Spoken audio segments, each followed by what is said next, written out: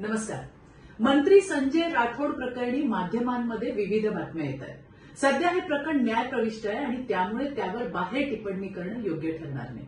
मनासारखा निकाल आला की लोकशाही जिंकली आणि निकाल विपरीत गेला की न्यायालयावर दोषारोप करणाऱ्यांना न्यायालयीन प्रक्रिया समजावून सांगणं तसंही कठीण आहे.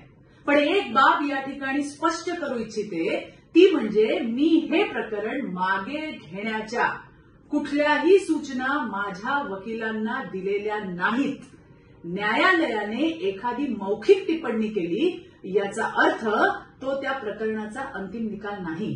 न्यायालयात हे प्रकरण सध्या सुरू आहे आणि तिथे मेरिटवरच निर्णय होईल हा माझा ठाम विश्वास आहे. धन्यवाद. जय हिंद, जय महाराष्ट्र.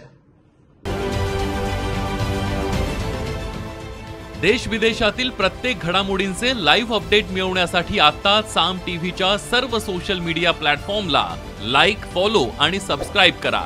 तसंच सर्व नोटिफिकेशनसाठी बेल आयकॉन प्रेस करायला विसरू नका.